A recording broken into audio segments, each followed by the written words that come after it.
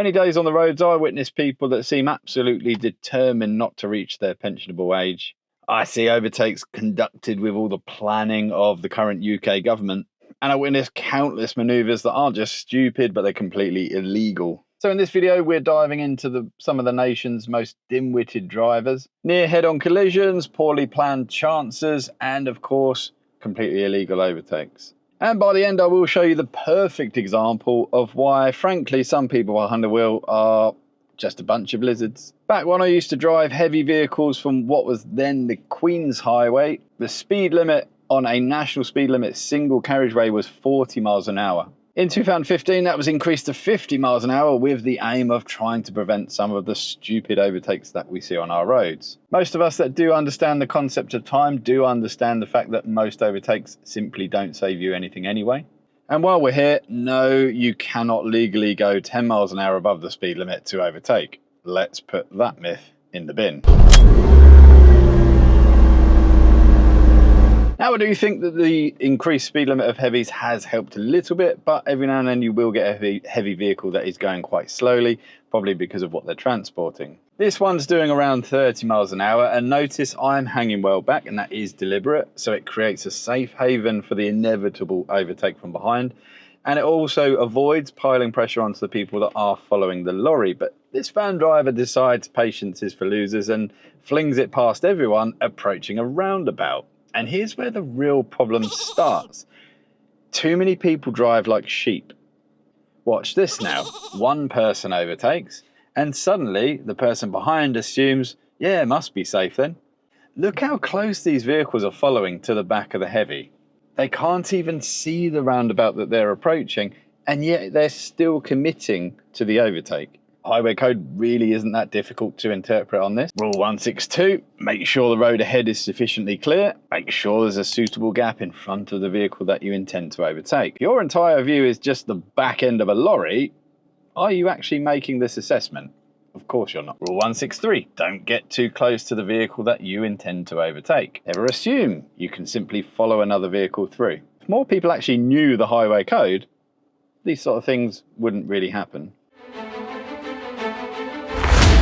Then there are the people that I think just genuinely cannot be helped because they will always endanger themselves and unfortunately others around them. Look at this Audi. Rule 166, do not overtake if there's any doubt. Do not overtake approaching a corner or a bend, and this is why.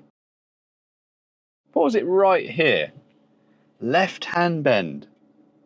Think about what this driver can actually see at this point. Can you imagine having this little self-preservation instinct?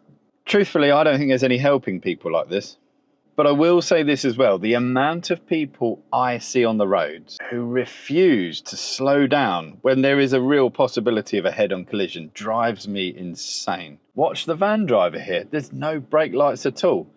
They would fail a driving test for displaying this attitude. I absolutely hate this mentality that some drivers have where they seem almost determined to prove a point than actually help avoid someone dying. Compare that to my immediate instructions when we're overtaken by people that think a 30 mile an hour speed limit isn't for them. We'll keep to 30, you've got a 40 coming up shortly. And here it is. Just off the gas there because this lunatic's overtaking you, bit of brake. Oh Jesus, right, off brake there at least. That's it, clutch back up. Sorry. Gas on, no, it's not used. Get behind. I would rather prevent someone dying than sit there morally victorious watching them as they plough headfirst into a lorry. And one thing I'm learning from running this channel is that many of you do share that sort of view, but there's a worrying amount of people that don't. Far too many people think, well, it's their fault. Maybe it is. But if you had the chance to prevent a fatal collision and chose not to, you are absolutely part of the problem. Mentality matters on the roads. If someone's overtaking you and there is even the slightest chance of a head-on collision, slow down, put the ego away and create space. And if that idea offends you, then send me an email, come and have a driving lesson because you need one.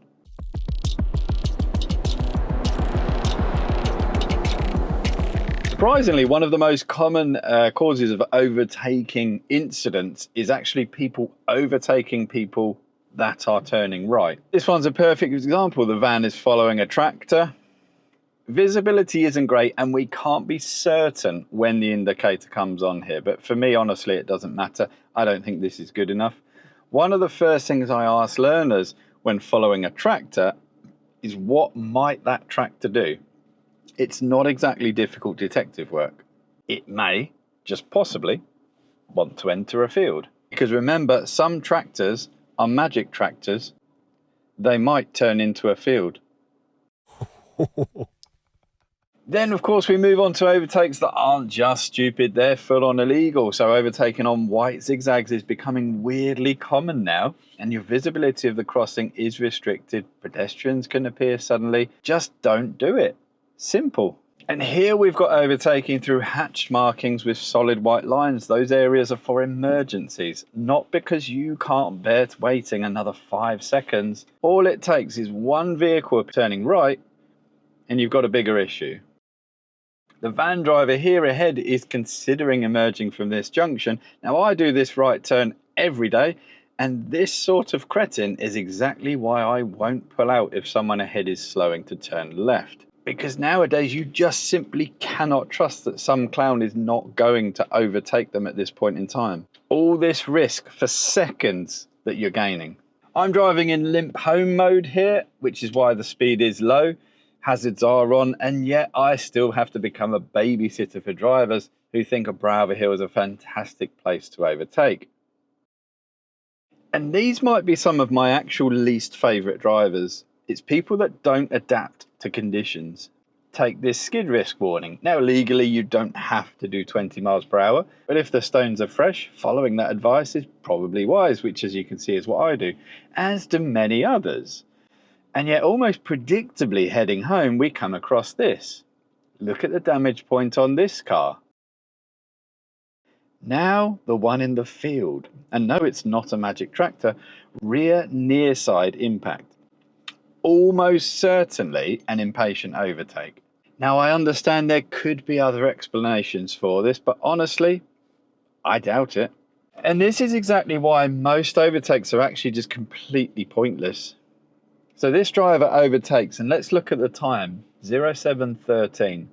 Now, to be fair, I don't hate this overtake itself, but watch what happens next. I'm going to have to absolutely speed this footage up massively because we drive all the way up to Norwich with this driver in front gaining absolutely nothing, and we finally part ways at 07:35, 22 minutes later. Congratulations, mate. That overtake really transformed your journey. And this was a brilliant teaching moment on a recent lesson. So we're following a crane and they usually sit around 40 miles an hour. And again, notice I'm coaching my learner not to sit close behind. Leave space, reduce pressure, keep options open. The Mazda ahead eventually gets around, it becomes my learner's turn, and I stop her here. There's too much doubt here. So we discuss it. Now she knows the road, and together we work out that there's actually an overtaking lane after the next roundabout. Perfect. It's safer, planned. So we wait and complete the overtake properly. But here's the interesting bit. A little later we hit roadworks and traffic lights, and I ask my learner, who can you see in your mirror? It's the crane. Now we took the next right turn, and I counted from us taking the right turn to the crane going past that junction, and in that time we'd gained 4 seconds. 4 seconds. So before any overtake, one of the first questions I ask my learners is this actually necessary? The answer is no. Don't even think about it. Overtaking is one of the most riskiest things that we do on the roads, and many people have never been taught to do it properly.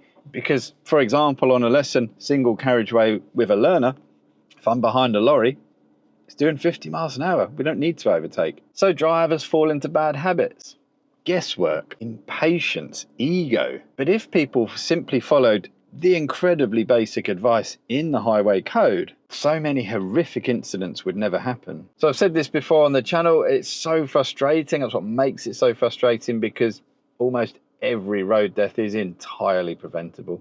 Let me know in the comments, are you someone that eases off when you're being overtaken a bit dangerously? Or do you think drivers should deal with the consequences of their own mistakes? If you enjoyed the video, give it a like, hype, let's share it around.